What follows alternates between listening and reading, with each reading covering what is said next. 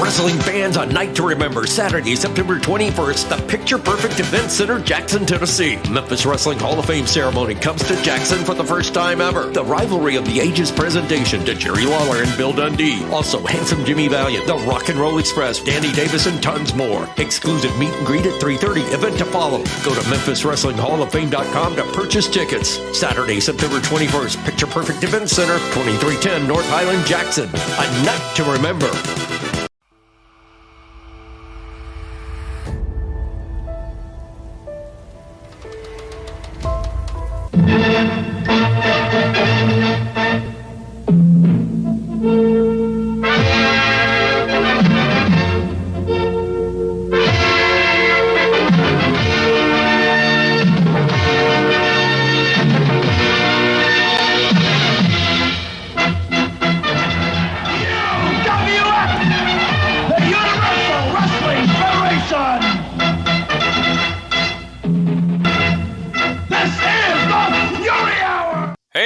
Welcome once again to the UWF Fury Cast. I'm your host, the king of all wrestling media, Gene Jackson, along with Bullet Bob Anderson, ready for another wild and woolly episode of the Fury Hour. Although, gotta admit, it's a little somber, it's a little sad. It's not going to be the same without our boy Billy Jack Haynes. Who's going to fight for equality? Who's going to love the little kids? I'm not. I don't know. No. I just don't think you could do quite the job he did. No. If I could find one of those goofy-looking painter's hats, though, I would get one just to wear here on the show, just to see if I could look like that big of an asshole. Wow. I was going to say I don't think you could fill that hole, but I don't know if that's the right thing to say. Yikes. Ooh. Yeah, we will definitely miss Billy Jack and all of his hair and most of his teeth. And he's been a staple of the Fury Hour. He's always provided us with entertaining promos and passable matches at best. But I wouldn't go that far. Someone else will have to step up. But here we are. Who would have thought the 8th consecutive week that we have subjected ourselves to watching the Fury Hour and then noting it as we do and then talking about it, me having to go back through it at least a second time to pull these clips and screenshots. So I guess get us started. How did we start out this week? Well, this week they promised us big debuts from The Wild Thing and from Larry Zbyzsko. Then they promised us a great hour. So I'm not sure how those two things are going to coincide. That's a recap of the look on my face when he said, it's going to be a great hour. I pretty much had that same look Ken Patera has right there.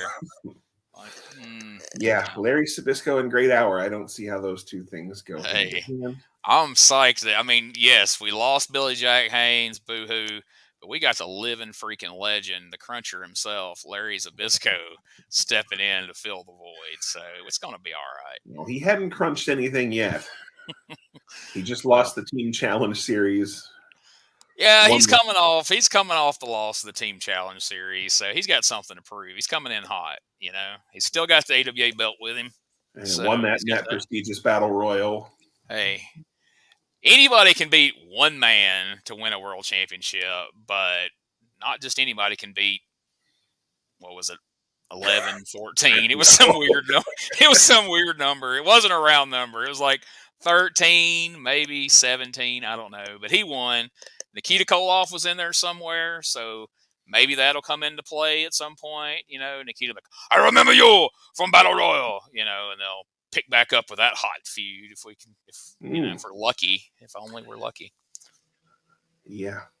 I don't think anyone was actually watching AWA at that time, so I couldn't tell you.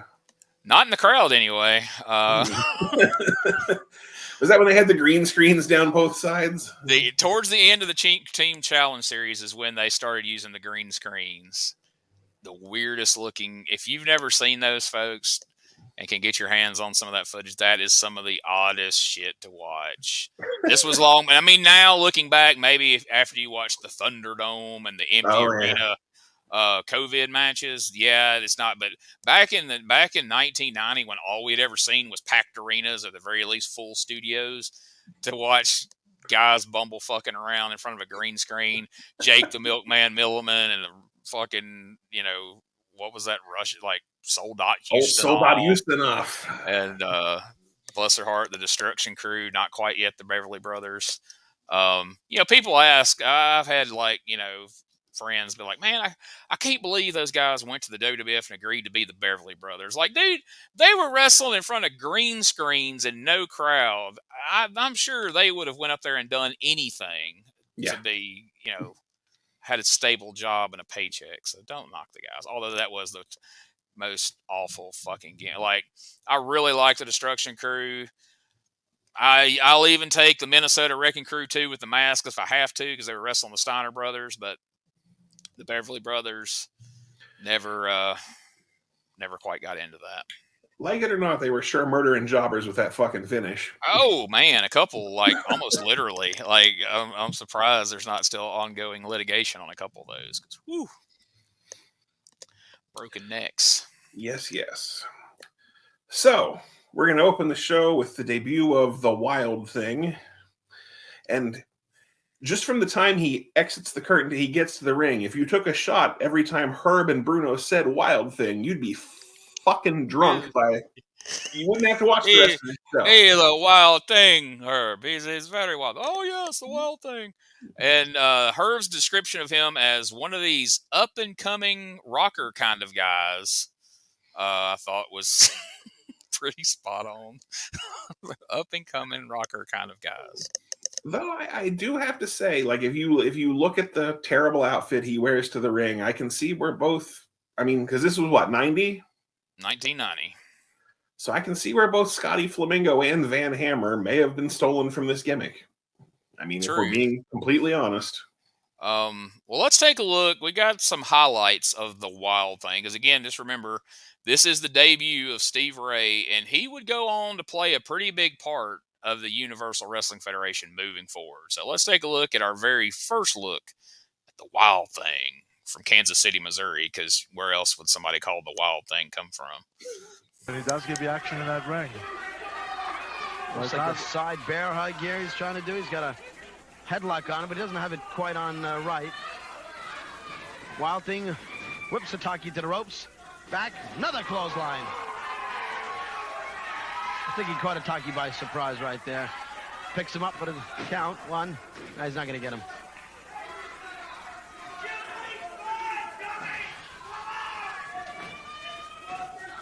Oh. Well, I see a Wild Thing there. You want to give Taki a backdrop. Now, Taki stop. Oh, what a chop. Boy, you heard that chop. Sure did. Those Oriental chops are a lot noisier than the American ones. Hey, beautiful elbow. Beautiful.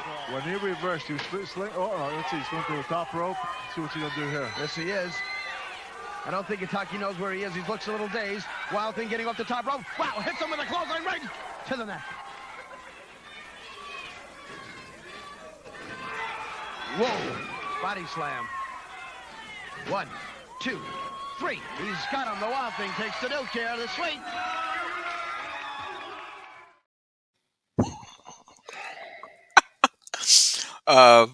Where do we start?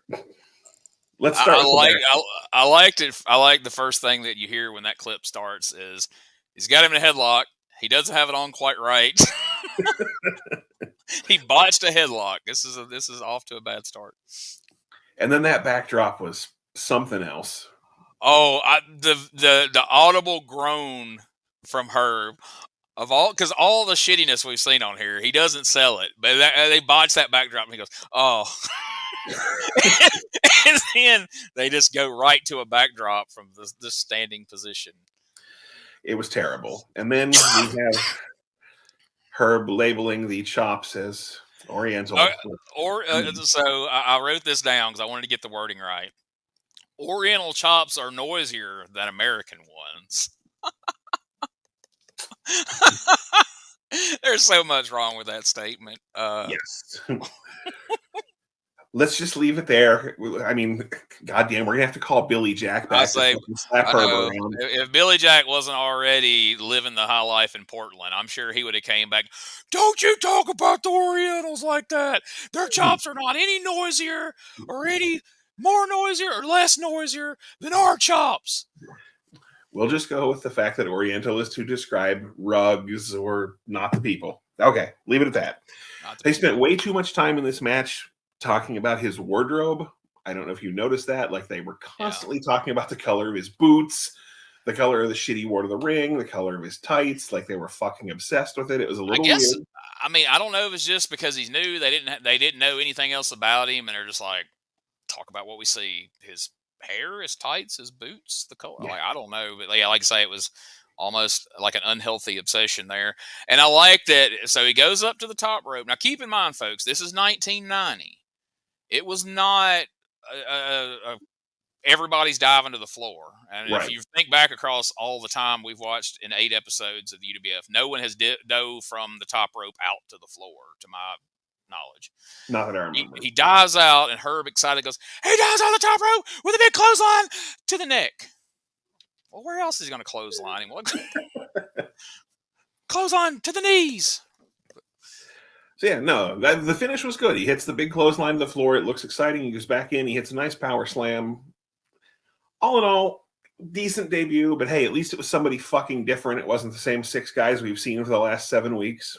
Yes, because I mean, that was my takeaway from last week's. I had a note of it. I think I got sidetracked and didn't say it because, like, these teases at the end, you almost wish they just wouldn't do them, because it's like, next week, the debut of the Wild Thing, and the debut of Larry Zbyzsko, and then a bunch of other guys that you've seen literally every freaking episode since the beginning. Yes, you know who they are. Paul Orndorff, Bob Orton, Dr. Death, Steve Williams, Ricky Ataki. They're all here next week. Hey, Roxy, what's up? But yeah. So from there, or did you have anything else on that? I think we covered Nope, that was, like I said, it's not the best guy in the world, but someone different, someone new to see. So Roxy, come on now. I don't have the promo, but you can look at his face and just know that Captain Lou cutting a promo on them debuting in New York City is every bit as bad as it was kind of think in your mind, what would that sound like? It's like that, but worse. Okay. Pretty sure it was the same one as last week, but yeah, because aren't they all? I mean, but yeah, it was literally not just repetitive. It was literally the same one from last week. Woo! It's coming to New York City, baby. Woo! There we go. That's pretty much a summation of what that was, and then. Imagine that with a lot more cocaine on repeat. Yeah, a lot sweatier. So then we have our 437th recap of the Colonel of the Beers African American referee angle, and so last week, in case you don't remember, at the conclusion, once Billy Jack Haynes won the match by disqualification, he's out. He's headed to Portland. He's done with this. That dastardly, racist piece of shit, Colonel of the Beers, attacks Larry Sampson, hits him with some axe handle, axe handle, followed by some of the weakest, lamest stomps that would have broke a fucking egg, followed by one of the most awkwardly applied DDTs you'll ever see. However, in Herb's mind, in Bruno's mind, in the UWF board of directors' mind, I'm guessing, because all big time promotion has a board of directors that all this goes through. They decided, since Commissioner Ross, who we just met last week during this angle, who said that everybody's welcome to come to UWF, we're not going to put up with this fuckery from Colonel of the Beers, because he didn't take swift, firm action against Colonel of the Beers. Well, we'll let you hear. But because Commissioner Ross wouldn't intercede, the commissioner himself has been fired by the UWF. Now, any action against Colonel De Beers is still pending. That makes perfect sense. Oh, my. Perfect sense. So, for those of you who have actually been watching the episodes, like the actual episodes, up till now, if you'll notice, at the end of the episode, that little graphic at the end would always say, was it Ross Abrams Incorporated or whatever, in like gold letters. And after that episode, now it just says Abrams. And so he actually was, for a shoot, he was Abrams' partner in all this. So he was half to blame for everything you've seen in the past 8 weeks. This Ross guy was part of the problem. But then he realized, like, this thing was going nowhere fast. Things aren't getting better. I mean, sure, Larry Zbyzsko is coming in. That's going to be awesome. But we don't know if it's really going to pick up steam. So he heads out. He quits. In real life, he quits. And to explain that, Herb Abrams fires him on the air for not taking action for Larry Sampson being attacked. So now, officially, moving forward, everything you hate about the UWF, it is squarely on the shoulders of Mr. Herb Abrams. But in kayfabe, yeah, instead of, going after De Beers, we fired the commissioner. Because you didn't do anything about what he did. We fire you, and we have the authority to fire you, but I guess we don't have the authority for whoever fired you to punish De Beers because you didn't punish De Beers. And then last week, we bitched about Billy Jack walking out of the ring. So we're setting a really dangerous fucking precedent here. Yeah. So anyway, this angle's fucking stupid. I know they don't think anybody thinks about this, but I don't know. Like, when I was I got accused when I was a kid of being like way too over analytical about things, and was argumentative about stuff. And this is the kind of thing that I would have been sitting home watching as a kid. I'm like, wait a minute, they fired the commissioner because he didn't suspend De Beers, but De Beers isn't suspended. They just fired him, and they didn't take action, but he got fired because he didn't take action, but they didn't take action either, so shouldn't they get fired? Right. Wait, what? But don't overthink it, folks. It's just the UWF. That's all I can say. And at the end of that clip, we saw the next thing that's going to happen was an Orton match where Tolos came out, which makes me like Orton less. Let me tell you something. I discovered something in this footage that I was not aware of. This is groundbreaking. This is big news. People think that in 1994, 5-ish, Diamond Dallas Page invented the diamond cutter and the diamond sign for the diamond cutter.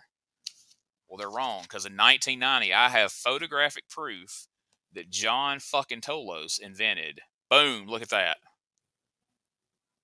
And moments later, he went, bang!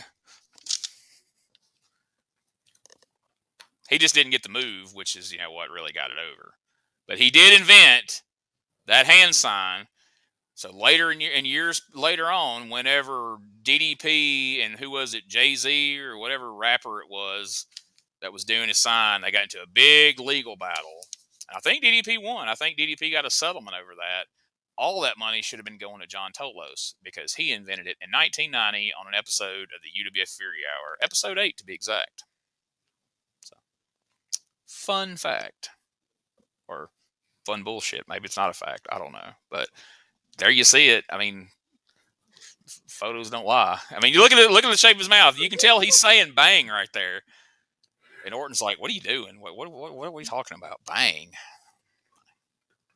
He's like, do it, Orton. It'll be the biggest thing ever. It'll be huge. Right now, Dan Spivey is in my villa in Greece doing this right here, coming up with a move that's going to be huge. But then he never came back, and it didn't come together.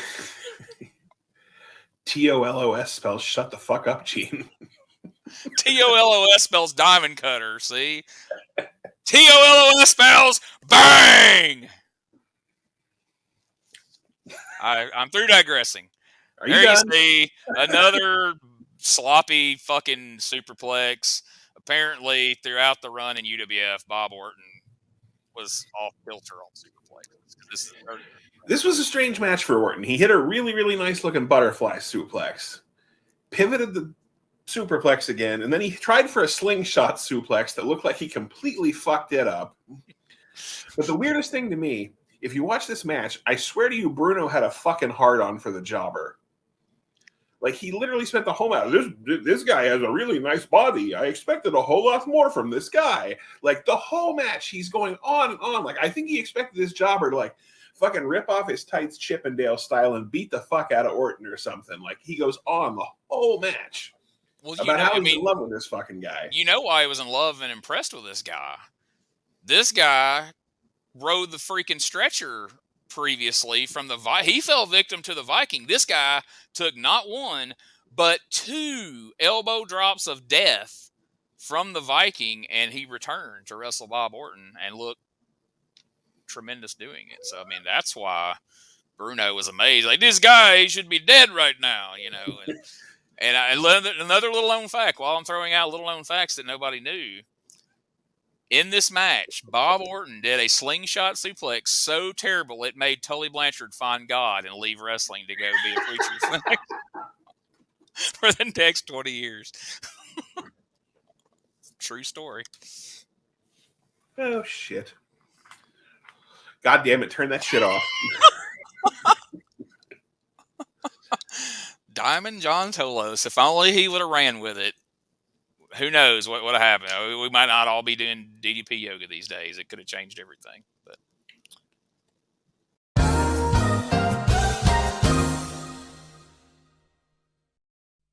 hey guys, Ray Russell here, curator of the WrestleCopia Podcast Network, inviting you guys to listen to many of the programs here as part of the WrestleCopia brand, including, but not limited to, the Wrestling Memory Grenade, currently covering the 1988 and the WWF project.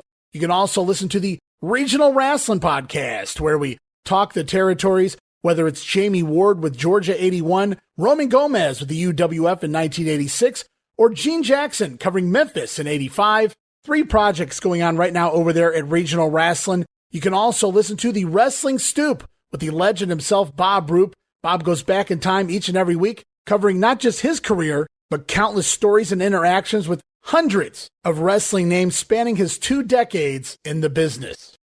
But that's not all. You can also check out the Puro Wrestling Academy with the professor of Puro Resu, Mr. Dan Ginnity. Dan and I go back in time and cover the history of Japanese professional wrestling in the English language.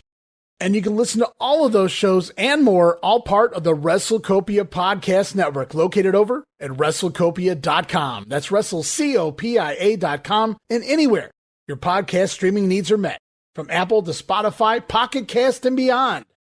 And while you're at it, why not subscribe to our social media guys for all the latest goings on here at the WrestleCopia Podcast Network. Plus, I'm constantly adding old school video clips and pictures from throughout wrestling history. You can follow us over on X, formerly Twitter, at Wrestling Grenade. That's at RASSLIN Grenade. Also, follow and like me, Facebook.com/Wrestling Grenade. And why not subscribe to YouTube.com/Wrestling Grenade. So if you're looking to support that next up and coming podcast brand, please consider making it WrestleCopia. hey everybody, Gene Jackson here, inviting you to check out the Retro Wrestling Review, where each week I'm joined by some great co-hosts who help me review classic episodes of USWA Championship Wrestling, and right now we are doing week-by-week reviews of 1993. But we don't just do reviews, sometimes we get a chance to interview some of the people who were there and lived it, plus do watch-alongs. It's a lot of fun, so check out new episodes that drop every Wednesday at WrestleCopia.com. And to find links to everything associated to the podcast, you can go to USWApodcast.com. We'll never know. So then from there, but to comment on something you said, I know this didn't happen. I know nobody back there was this smart. But I want to tell myself, when I see weird things like Orton pulling out these odd butterfly suplexes and slingshot suplexes attempts, and doctored Steve Williams in this next match doing a DDT, which I'd never seen in my life, that somebody backstage was like, all right, guys, I know we're giving them the same matches every week, the same people. So could you at least shake things up, try a new move, do something you've never done before, make it look different? I don't care. Do a butterfly suplex. I don't know. Do Steel Jake the Snake's move. Just do something fresh and new. I would like to think that's why these things were happening. It probably wasn't, but it sounds better, you know. I can't see Herb telling him to do that. But. Oh, it wasn't Herb. It definitely wasn't Herb. It would have had to have been the Black Knight or fucking Commissioner Ross as he was leaving. Like, hey, guys, I'm out, but here's a little bit of advice. This is the most repetitive horse shit I've ever seen. Try something new. Do some different moves. For God's sakes. I can't take. I'm gonna get the fucking gun from Tolos and blow my brains out. That's the best advice I've heard since I've been here. So, or maybe they were all reading Bruno's book. Hey, we can only hope. There it is, right there. Available then. I don't know that it's available now, but back then, for $14.95, you could read the story of Bruno Sammartino, and an interesting story. Go ahead. I read that, so we're not going to sidebar too much here, but I don't know if I've mentioned on here before. I think I've mentioned to you off the air. I got an opportunity to do a podcast and interview Bruno Sammartino quite a few years ago. And the reason being is because a mutual friend of ours, Sal Corrente, him and Brian Trammell, another friend of mine, they were re-releasing Bruno's book because Sal had became Bruno's representative, getting bookings and things like that. So anyway, they re-released Bruno's book. So they sent me a copy of Bruno's book, and then I got to do an interview with him. And Bruno has a very interesting story as far as like his family, getting out of Italy and coming to America. I mean, the crazy immigrant story. If you can ever get your hands on that book, I think they're still available on Amazon. I would suggest you check it out in all seriousness. It is a very interesting book. And I could have I think I did about an hour with Bruno. And after it was over with, I thought of a million different things I wished I could have asked him. I wished I'd have dug a little deeper into like him and David's relationship because, later on in life, they kind of become estranged. I don't know if that ever got resolved, but at the time that I talked to him, I don't believe they were on speaking terms at all, unfortunately. And that's always sad to hear. I actually did some research. That version of the book is not available, but the updated version is still on Amazon, but it's like $40. Yikes. Yeah, they were selling it for like $20 back then. So I loaned mine to somebody and never saw it again. So you know how that goes. So next up, Dr. Death Steve Williams against, as we learned last week, according to Herb and Bruno, Stefan De Leon. Or Stephen De Leon, as we say here in Alabama. Well, that's funny because during this match, Herb tries to put over that Mr. De Leon was coming off a successful tour of Europe, which is fucking hilarious because we all know he's Stephen De Leon. Coming off a successful series of jobs at a Superstars taping at best. Right. By Europe, what we learned in this match, we a couple different times now, we've heard people mention a non-existent UWF title. Dan Spivey was pretty adamant about it. And in this match, Herb tells us that Dr. Dusty Williams is ranked number 1 for the UWF title tournament coming up next year. So it's in the future, which, next year, this is November of 1990. So, that could be a couple months from now. It turns out it would be June of the next year, and it would actually turn to be like a TV title tournament. But way back in November of 1990, we already knew that Steve Williams was the number 1 contender. And spoiler, no, we won't spoil it. Stick around till next June. You'll find out who becomes the UWF television heavyweight champion of Sports Channel on pay-per-view.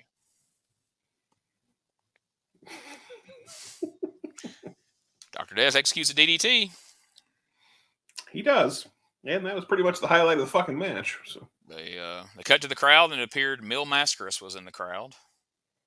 or at least someone wearing a Mil Mascaras mask. But there's producer Smokey that put together our fine Billy Jack Haynes video last week. So he just wanted to take a little bow there and let you see the man behind the production board over there. But anyway, all right, buddy, come on now. So now we. Is there any other notes you want to make on the Dr. Death match? He is constantly yelling into the camera and yelling at his opponent about Mr. Wonderful Paul Orndorff. Nope, I had nothing. That was a fairly standard weekly Dr. Death squash on the UWF. Yeah, I had the same note you did, though, that De Leon was off of a successful European tour of the European states. was another word. That... I'll put this out there. If anyone can produce a single match from that tour, I'll put $1,000 bounty on that. And I'll match it if you can name any European states.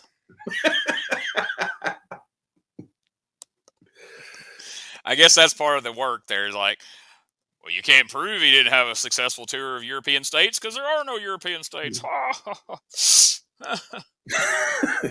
I'm sure he was in a few title tournaments in Rio during that time as well. Okay, dude, come on now. And this is why I used to do the show at the other end of the house behind a closed door, because run-ins from the cats. But oh, you just want everyone to see you're crawling in pussy. But hey now. But at least now, man, my internet's not cutting out every few minutes. We got a steady stream. Although I'm sure you were wishing it would cut out a few minutes ago when I was talking about. God damn it. Then from there. And then from there. We get notwithstanding. We get a Brian Blair commercial, a Cactus New York promo, and an Orndorff commercial that we can skip over because we've seen them all 87 fucking times. Yeah. Yeah, I'm really over the fucking Orndorff and Blair t-shirt commercial. Buzz! Yes, sir. Buzz indeed. Which brings us to your favorite part of the show, as always, as well as all the viewers' favorite part, I'm sure, Captain Lou's Corner. I was extra pissed off this week. So let's take a look here as he is joined once again by a giant. Here to the UWF, the world's greatest wrestling. Andre the Giant is with us, a combined winning effort. Let's get right to the other one. The real giant is right there. And it's me, Andre the Giant. So look at that, John Studd. This is the only true giant in the world of professional wrestling right here at the UWF. The one and only 7'4", 542 pounds, the man with a 27-inch size shoe. This man is big, he's strong, he's tough, he's unbeatable. He's an unbeatable person. In fact, he cannot even be taken off his feet. This is Andre the Giant from Canopal. Go ahead, Andre. Don't get too excited, Lou. I'm there. I was there with the UWF. Don't worry about it. Before I start bitching, did he just say he has a 27-inch IQ? I think he did. I mean, he can't be taken off his feet. He can't be beaten. Like, okay, I guess we didn't see Hogan slam and pin him 3 years prior at WrestleMania 3. And I'm pretty sure he said he has a 27-inch IQ. But I'm not sure. I don't want to play that 42-second clip again to hear that, but I'm not sure what he said there, but that is what it sounded like. Okay, let me bitch. And I'm gonna go ahead and say here, I'm fucking biased. I'm a big John Studd fan. I have a soft spot for that big bastard. I always have. But again, it's another one of these cases of what the fuck is the point? Does Big John Studd work there? No. Was Big John Studd doing anything at this point other than the occasional indie? No. Now, he wasn't fucking dying of cancer quite yet, but Andre can't fucking wrestle. Big John Studd doesn't work there. What's the point of calling out fucking Big John Studd?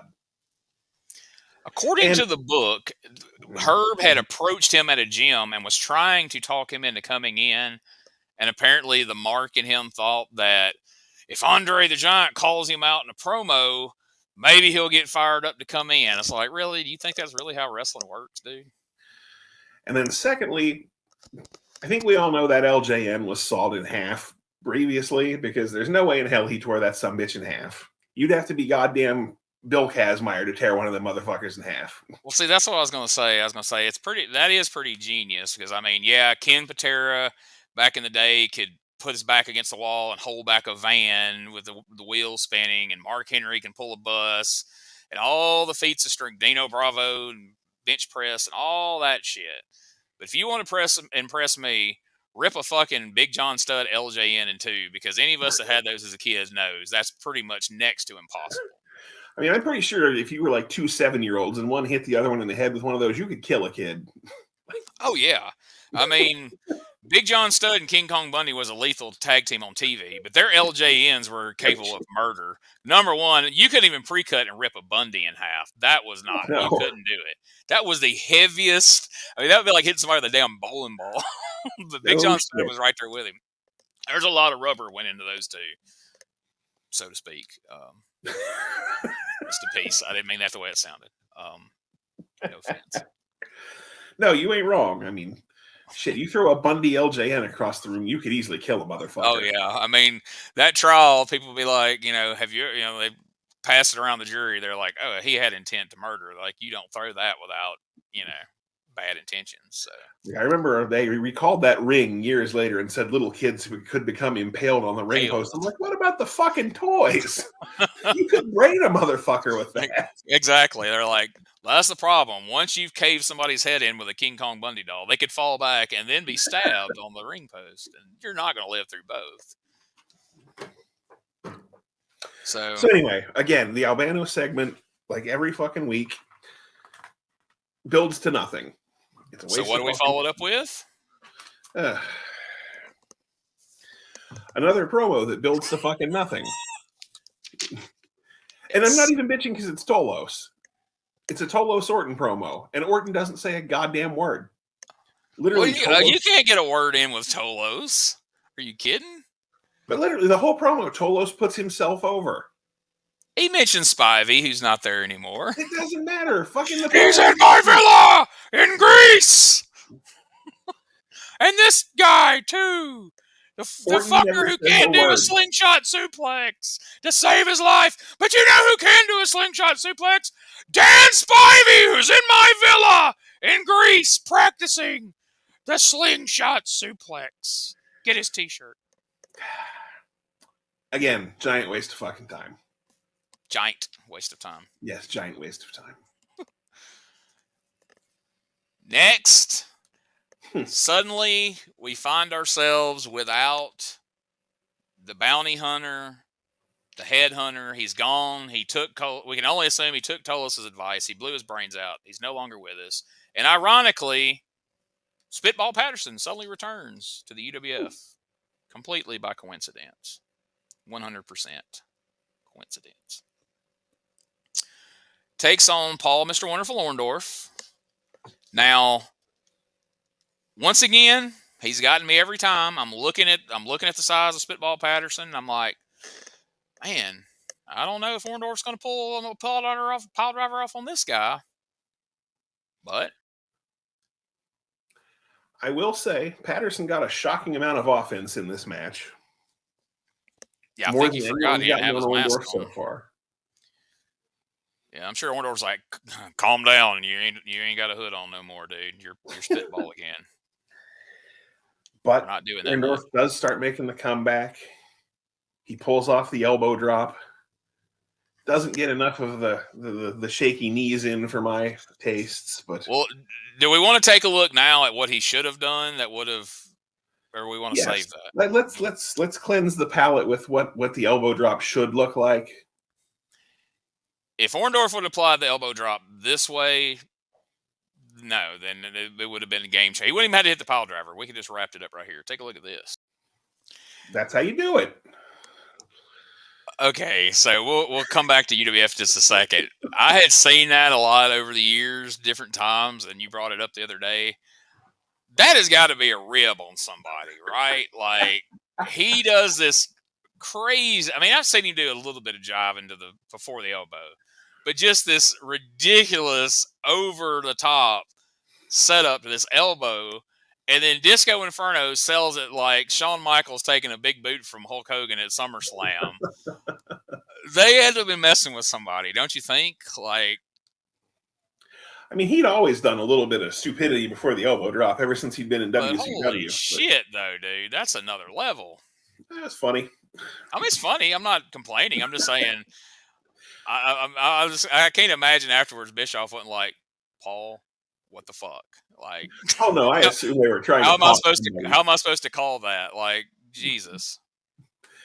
Oh yeah, no, they were definitely trying to pop somebody in the back, but I'm just saying, if that was going to happen naturally of its own, like, you think he would have been doing it in 1990 in front of the small group of people who was watching the UWF instead of Monday freaking Nitro that had quite the audience at the time. So, come on, that's good shit, pal. Oh, I'm not saying it's bad shit. No doubt. After these messages, we'll be right back. Hey guys, this is Wolfie D from PG-13. Check out my podcast, Live and in Color with Wolfie D, every Monday at noon. We're talking Memphis, we're talking ECW, WCW, WWF, everywhere that I've been. We even have some great guests, some Hall of Famers on the show with us. Every Monday at noon, Live and in Color with Wolfie D. Ladies and gentlemen, welcome to Give Me Back My Pro Wrestling, the podcast that's based on the old school, but can still help you find the good stuff from today.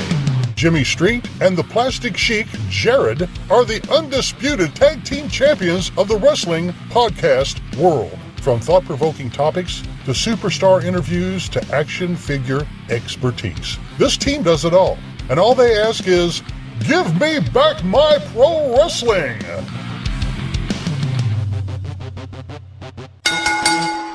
Every other Thursday, wherever you listen to podcasts. This is Wrestling Nostalgia, the podcast that dives into wrestling history. Hey, wrestling fans, I'm Dave Dynasty, and if you enjoy podcasts that are knowledgeable and history-driven, then Wrestling Nostalgia is for you.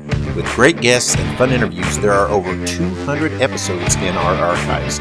We chat with several first-time guests and often cover topics not discussed on other podcasts. Look up Wrestling Nostalgia on your favorite podcast platform and visit all of our links at linktree/wrestlepod. That is linktr.ee/RASSLEPOD. And remember, wherever you go, whatever you do, be good, be safe, and keep on growing. So, what we're about to take a look at now, Orndorff wins the match. Dr. Death hits the ring. Attacks Orndorff because we're furthering this angle. But what I need you to pay attention to is when Dr. Death Steve Williams, after hitting Orndorff with a chair, hits the referee. And watch how the referee reacts. We're going to talk a lot about this on the other side. I'm sorry. This is probably the most infamous thing in UWF history. So pay attention. It's a doozy. He's signaling for that pile driver. Nobody does it quite like Mr. Wonderful, Paul Orndorff. If he gets it, you know that this match has come to a conclusion. And here it comes. Here it comes. Bang! Boom! Wow! That's it. That's it. Spitball is taking a nap. 1, 2, 3. Sure enough. Bruno, look! Steve Dr. Death Williams attacks Orndorff from behind! Now, what in the heck? What the heck is this? What is this? Steve Williams from some... Oh, my, look at it. Oh, right against... Oh, and here comes from the other one. Whoa, wow. Wow, look at Paul. He gives him a close on Dr. Death. Holy cow. What a shot. Holy cow. He has just hit Orndorff with a chair. Oh, now we need some help. Good. There's 3 more guys. Whoa, my, he's hitting everybody. Steve Williams is going crazy. Holy cow. Look at this belay. This is unbelievable. Bruno Orndorff is hurt. Look at Orndorff is very hurt. We got to get some guys down here. Paul appears to be hurt.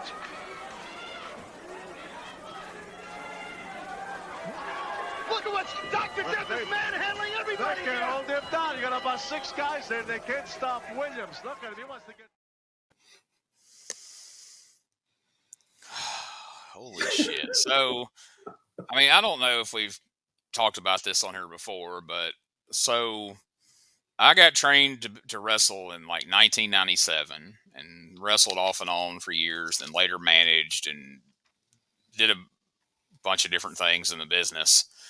But there's one thing I've learned over the years. There's a reason you don't let untrained people be inside the ring and involved in anything direct. I mean, like, I know some people will throw referees in as an afterthought. There's shows I've been on where the referee no-showed, and so they just, hey, my brother-in-law, he can ref, and so you're out there trying to wear. You do not understand the important role a referee plays in a wrestling match until you've ever had to work a match with someone who was completely untrained and had no clue what the hell they were doing. So the backstory from everything I've gathered, and I've since that caught my eye years and years ago, watching one of the UWF VHSs. I was watching that and I was like, what the hell? Me and my buddy rewound it and watched it like 5 times in a row. Like, what is that referee? Like, how did it make air originally? How did it make a highlight reel of this every time they showed it? Like, I was just dumbfounded. So I did all the studying I could on it prior to Jonathan's book, which we'll plug right now. Jonathan Plumbon's Tortured Ambition, the story of Herb Abrams and UWF, available on Amazon and at our website, which we'll tell you the address at the end of the show. He actually talked to that referee and Bill Anderson and a few other people directly involved with the promotion. So the story behind that is that guy was either a buddy of Herb, somebody Herb knew, and Herb had hired him on to, he was just kind of the downtown Bruno of UWF, if you will. He was just a gopher. He did any and everything for Herb. And so on that night, they needed another referee, and he was asked, hey, do you mind reffing some matches? Okay. So I guess he knew enough to count 3 when their shoulders are on the mat, count, to 10 when they're on the floor. And that's about all this guy knew. So his story is that Williams cracks Orndorff with a chair. He goes over to Orndorff at some point, although I don't really see in the video where this took place. And that Orndorff says, oh my God, get him away from me. He's going to kill me. And so the referee thinks, oh shit, this is out of hand. I got to stop this guy. So that's why he starts trying to take the chair away from him and is actually trying to take him down, because allegedly he thinks Orndorff's life's in danger and this has turned real or some horse shit. But the reality of it is, whether that part's true or not, the guy didn't know how to sell. He didn't know. I mean, common sense, you would think, would dictate, if you've ever watched wrestling, if you knew anything about wrestling at all, if Paul, Mr. Wonderful Orndorff over here took one shot with a chair and went down like he was shot, and you're the referee and he manages to hit you, then you probably just need to lay down and stay down. But no, I'm going to save Paul Orndorff's life. I'm going to fight through, because it had to suck getting hit in the head with a chair by Dr. Death multiple times, even though the first couple weren't good shots, but he got a couple of good ones in on him. Kudos to the guy for being tough enough to take them and not go down. Fuck him for being stupid enough to keep on fighting and trying to sweep his legs or whatever he thought he was doing. Williams did get one great kick into his face finally, right before he finally decided it was time to roll out of the ring for a minute. But I mean, that's why you can't have untrained people in the ring, because shit like that happens. But again, okay, it happened. Why you would ever let that air on TV and put it in video packages and it goes on a VHS tape for posterity, I'll never know. But every time I watch it, as I get angry, like I want to come through the screen and beat that guy's ass. And there was a few times over the years of my involvement in wrestling when there were people who didn't know what the hell they were doing. I was trained. The guy that trained me was old school. He did jobs for Bill Watts back in the day, and he's like, if you get in there with somebody that's not trained, they're putting you and everybody in that ring in danger. You make sure they never want to get their fucking ass between those ropes again. And that was my mission when those times happened. And I was known for that at different times and different places of like, oh yeah, that guy. Well, okay, let's send Gene out there, and it didn't go well. If you read the book, I'm not going to spoil the book. We're not here to give away all the secrets from Jonathan's book, but if you read the book and hear that referee's story of, as Paul Harvey would say, the rest of the story of allegedly his version of what went on backstage and what he thought, how they should have made an angle out of that and all that, it is preposterous, but it's entertaining to read. There's some stories from Bill Anderson and some other guys. I think Jesse Hernandez commented on it, the other referee, who tell a little more realistic version of how that all played out. But the fact the guy lived to tell about it's a miracle, because Steve Williams is the last guy in the world you would want to mess with unless you were Bart Gunn. Absolutely. That guy, like you said, props to him for taking those shots. He should have probably been dropped from the beginning just from getting hit with them. Yes. But yeah, how fucking stupid can you be? I mean, even if you don't know what you're doing, even if you're not trained, when you see everybody around you getting hit, fall the fuck down. I mean, like, I'm not going to lie. Like, I did my small stint in the business. I was a ring announcer. I wasn't trained, but I'd seen enough of what the fuck I was doing to know that, like, you know, I only took a couple of bumps, but I knew enough to know what the fuck and one night they asked me to referee, and I was like, fuck no. Because my fucking fat ass would have got blown up one match in, and I would have been the only ref on the show. And I was like, no, not doing it. I'm not good enough for this. And they were like, just call it like a shoot. And I was like, no, not a fucking chance. I was like, yeah, I'm going to fuck up the first match and get my ass beat backstage. Not fucking happening. So that guy never should have been in that fucking ring.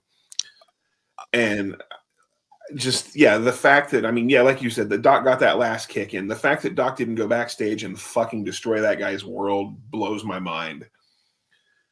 But yeah, and like you said, how the fact, like, even if this had made air once, the fact that they continue to put it in video packages just shows how fucking stupid. Yeah, because it kills their angle dead in the water. Like, because from a fan perspective, okay, well, Paul Orndorff took one chair and he's dead in the ring, and then they did a promo with him that we're not going to show, but he's selling it. He's bleeding. He's all Oh yeah, he's all concussed and concussed, and he's selling it, and rightfully so. But at the same time, if I'm a fan, I'm like, well, wait a minute, one chair took out Mr. Wonderful, but that referee took 4 or 5 shots with the chair and kept coming. Like, so does that mean? So essentially, what we've learned in the UWF, that one black referee is the most popular guy on the roster, and the other black referee is the baddest motherfucker on the roster, because he ain't scared of Dr. Death. He ain't scared of a chair, and he's tougher than Mr. Wonderful, which is our top feud in the promotion. It's really the only thing they've done so far that could potentially draw money, perhaps sell a pay-per-view, perhaps draw a house if they went and tried to do a house show somewhere. But a dumbass referee has made it all look stupid because he didn't know any better. I have to think if all those other guys hadn't been in the ring surrounding Doc, that guy probably would have died right fucking there. Probably. And if he didn't know, there's a TV camera here documenting this for they could show up in court later. And I have to think too, the fact that he didn't kill him in the back has to show, I'm sure, that Herb Abrams was paying Dr. Death more than he was paying anybody else on that show. And God knows doing what else, supplying what else for him. And that the fact that that guy worked directly for Herb and he was Herb's right-hand man is the only reason Dr. Death didn't kill him, because, then the paychecks and the coke might stop and then the party's over. But so that, like I said, I worked a lot of shows with a lot of people that were fucking terribly trained. but they at least had watched enough wrestling to know that if a fucking wrestler hits you, you fall the fuck down. I mean, that blows my mind that the guy didn't know that much. And even if fucking Orndorff was selling kayfabing him, I mean, Jesus Christ, come on. Like, I mean, I did a show one time where they had a ref. He was really green. He didn't know what the hell he was doing. And we had done an angle. I was managing at that time.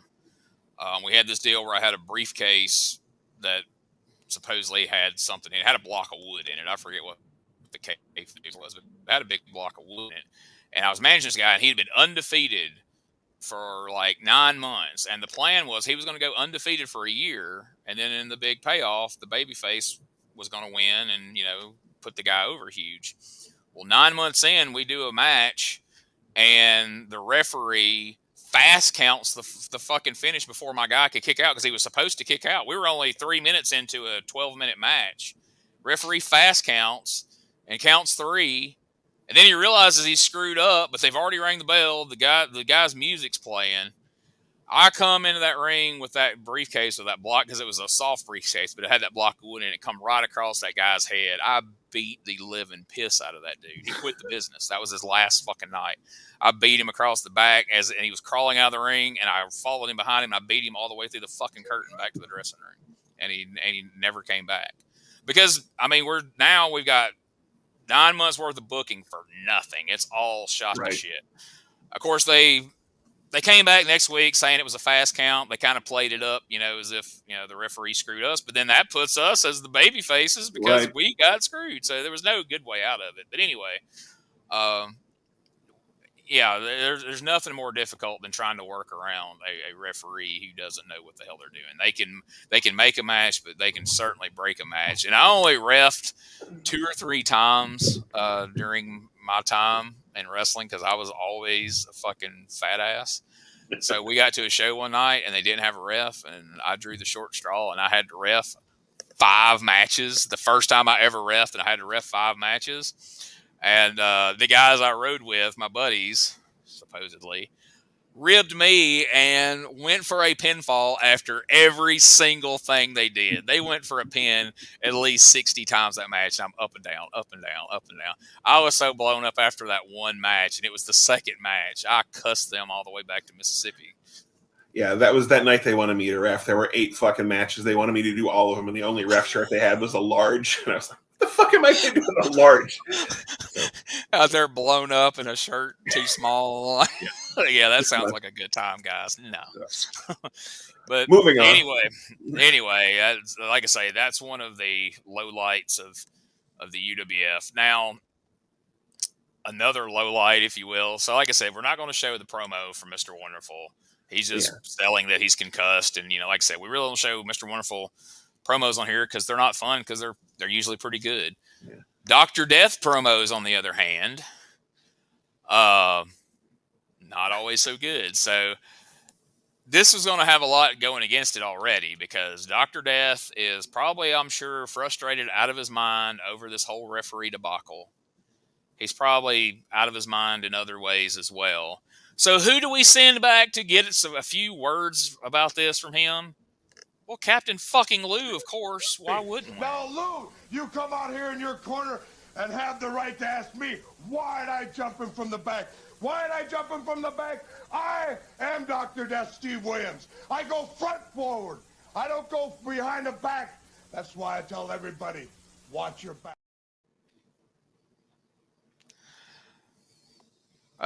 Okay. You come out here and say I jump people from the back. I don't jump people from the back. I go front forward. I attack them from the front. That's why I tell them to watch their back. The fuck are we talking about? I'm sure that even managed to confuse Captain Lou. I'm sure he was like, wait, what? Yeah, Albano was speechless. So, yeah. And then Orndorff's promo, literally he was trying to fake a concussion. So he was just like, Herb. And Herb was like, Herb's like, I got a towel for you. I got here. Oh. And then, even though he was playing concussed, his interview still made more sense than Dr. Death's. And then came the best news of the fucking episode. Due to time constraints, they had to cut Larry Zbyzko's match. Yeah. you watch that one more time just for that. So yeah, man, this is false advertising at its finest. I mean, you promised me Larry Zbyzsko and you don't fucking deliver. You make me watch another Bob Orton match. It's the same thing. They're the same fucking boring ass wrestler. You make me watch all the same crap when I could have been watching the AWA World Champion action, the living legend, the man who retired, Bruno Sammartino, Larry Zbyzsko. Yeah. You could have watched a slow plotting Larry Zbyzsko match instead of a slow plotting Bob Orton match. Well, at least it's a different slow plotting match. I've watched that slow plotting match. I mean, yeah, I wouldn't have got to see the worst botched slingshot suplex of all time, and then again, totally would have never went into the priesthood or whatever it is he did. So I guess it served its purpose. But then it's time for the main event, and this is the kind of match that the phrase main event was invented for. This is excitement personified. If you thought, hey man, it doesn't get much worse than Ken Patera versus Billy Jack Haynes, well, we got news for you. Yes, it does. It does. So if you thought Nikita Koloff versus Ken Patera was bad, then wait till you see Ken Patera versus Nikita Koloff. It was the shits. Last week, remind everybody who picked who to win. I believe you had Mr. Patera. I did that because I figured if you were like me, you didn't remember, because I honestly didn't remember who I picked. I'm pretty sure you had Patera and I had Nikita. I don't know how much clips you have of this, but the first thing I wanted to point out was... I have 0. Okay, perfect. That's about what the match deserves. And Nikita hasn't wrestled in... weeks since he wrestled Ivan? If he did, it was to squash a jobber. Yeah, I think he ran through a Taki or something, but yeah. But his fucking ribs are still taped up. So he's got those fucking 1996 Diamond Dallas Page healing ribs. That's right. That's not. He went to the same doctor that Iron Mike Sharp went to for his fucking forearm. Exactly. However, this match may have my favorite piece of fucking commentary in the history of the UWF. As Bruno says, maybe we'll see a wrestling match full of nothing but clever moves. But knowing Patera, I doubt it. Me too, Bruno. I doubt it too. Jesus. Bruno. That was so spot on. Not the way he meant it, but it was so fucking spot on. Yeah, I was going to say. Like, if you just said that quote and didn't attribute to me, like, hey, a commentator said this, you'd be like, Bobby Heenan had to have said that. That's Bobby the Brain. Like, no, Bruno fucking Sammartino. Like, no way. Not the way he meant it in the fucking least. Like, that's right. Bruno dunked on fucking Patera right there on the Fury Hour.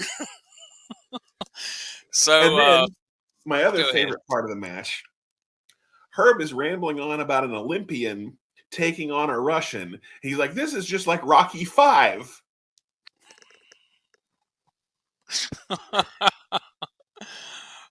Yeah, I mean, if you almost have to make sure you almost have to make sure you didn't change the channel there, because you'd be like, "Whoa, is this Rocky V?"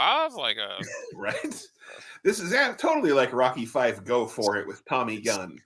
Drago versus a Special Olympian. Is that what's right?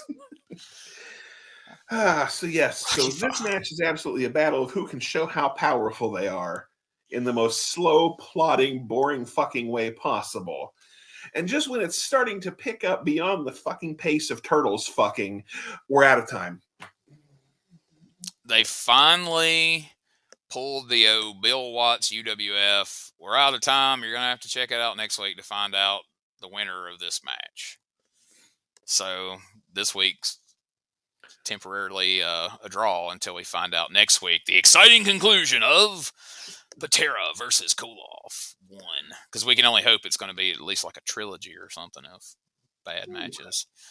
But hey, in exciting news, next week, 9 weeks in, we're getting our first fucking tag team match.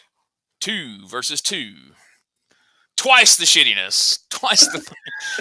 I didn't say it was a good fucking tag team match. Well, okay, but let's point out here, our guy, Cactus Jack, the man who is known to pull matches out of the crapper here on UWF, will be teaming up with. He's got to carry 3 guys this time. Are you insinuating that Wild Man Jack Armstrong can't carry his weight or hold his own? Because how dare you, sir? We have yet to see the long lost brother. If Waldo Von Erich is the brother of Fritz Von Erich, I can only assume that Wild Man Jack Armstrong is the brother of Bullet Bob. He sure as hell ain't the son, because he looks every bit as older than Bullet Bob.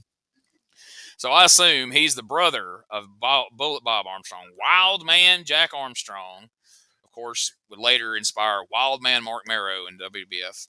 Right. And they're going to take on the thrilling team. I'm sure a team that will show us tag team maneuvers that will make the Rockers and Midnight Express pale in comparison at their tag team expertise. I'm, of course, talking about David Sammartino and Chief Jay Strongbow Jr. I can already feel the war dance fever. Yeah. Pack of Tylenol next week, folks, because the war dance fever is going to hit you hard, I promise. But we can only hope that we get to see a tremendous arm drag from one David Sammartino, because we know he has those in him now. So we do. They can pop up at any time. That was definitely the most tremendous arm drag that was ever given to the arm that was dragged by a tremendous arm drag. Never has an arm been drugged so tremendously as.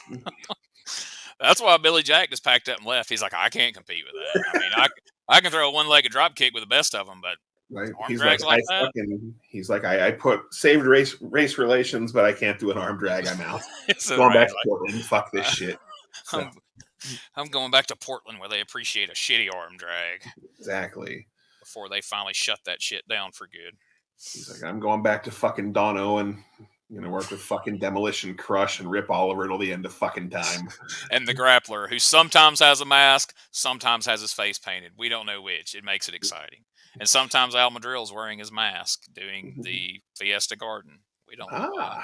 If we followed it, perhaps we would know why. But when you find a random video on YouTube with no context whatsoever, and Al Madril's wearing a fucking Grappler mask doing the Fiesta Garden, and all of a sudden the Grappler comes out, but he's got his face painted, and you're like, what the fuck's happening here? I don't understand any of this. Hey, we love Al Madril on this show. We love Al Madril off this show as well. Like we are big fans of Al Madril. Little peek behind the curtain. Had we not gone with UWF, this would have been the Alberto Madril podcast, where each week we'd reviewed 3 random Al Madril matches and shown you at least 2 tremendous Al Madril promos. And we're not being facetious. We really love Al Madril. No, we love Al Madril. We love Buddy Blandale. Yep. And the Grappler. We will sneak in at some point. We already snuck in a Buddy Landale match. To Bob's credit, he did that early in the game. Somewhere in here, we're going to find a way to sneak in a little Al Madril and let you understand where the love comes from, because he's vastly underrated. And if for some reason we ever finish up the UWF or decide to take a side road and take a break for a couple weeks, then this may temporarily become the Al Madril podcast. And we'll show you some matches. We'll show you some promos. But we won't be able to interview Al Madril because Al Madril said, fuck wrestling. I will not acknowledge that I ever did it. I don't want to talk about it. I don't want to hear about it. I don't want to see it. Wrestling can fuck off. And that's unfortunate. That is very unfortunate, because I would like to talk to the man and tell him how much we appreciate his work and how underrated he is, and maybe get an autograph from him or something. Hell yes. Apparently that's not going to happen unless my theory is we do a couple episodes of a podcast about him. We put him over strong. Somebody sends it to him. Maybe we find out what his email is, find out where he works or something. He sees it and he's like, holy shit, these guys appreciate it. They get it. I'm going to give them the exclusive. And I'm going to talk to them and only them. And I'm going to send them 2 free autographed 8x10s because they're awesome guys. It's a good plan. And then we build from there and find Sunshine. And then we're fucking. Oh, there we go. I mean, people thought they was never going to find Dark Journey, and now she's at every fucking convention that they have. She's everywhere. You see her all the time. But for a while, like, she was like, Jimmy Hoffa. You didn't know where, whether she was alive or dead or where she was, and all of a sudden she turned up, and now she's everywhere. So if we can pull Sunshine and Al Madril out from obscurity, We will we'll be We'll have done our heroes. job. We will have done our job, and quite frankly, we will be heroes. So Until before then, I we guess go, we're talking about the Universal Wrestling Federation. we've already announced next week's huge main event. And I have it on good authority that next week we will see the legend himself, Larry Zbyzsko, in action. But before we go, we do need to hear from this week's sponsor. Promotional consideration paid for by the following. Wrestling trivia game. Now, let's go back to this championship wrestling trivia game already in progress. Okay. 3, 1, 2, 3. Blue. True or false? Okay, true or false. A clenched fist is technically illegal in pro wrestling. Oh, that's easy! Come on, Dad. False, I think. No, Dad, that's true. I've drawn on my 30 years in the sport of pro wrestling to develop this wrestling trivia game for fans of all ages. Yes, the Dean of TV Wrestling Commentators, Gordon Soley, brings you this exclusive television offer. Call 1-800-645-1000 with your MasterCard or Visa, or mail $29.95 plus $4 shipping and handling to Wrestling Trivia Game. P.O. Box 23426, Tampa, Florida 33623. Why does no one ever take CODs anymore? I know. That was back in the glory days. Let me just say, I'm not one to brag. I don't, claim to be a badass or anything, but I'll just put it out there. If anybody's got a Gordon Soley trivia game, I'll kick your ass at Gordon Soley Trivia, folks. I'll call anybody out. I ain't afraid.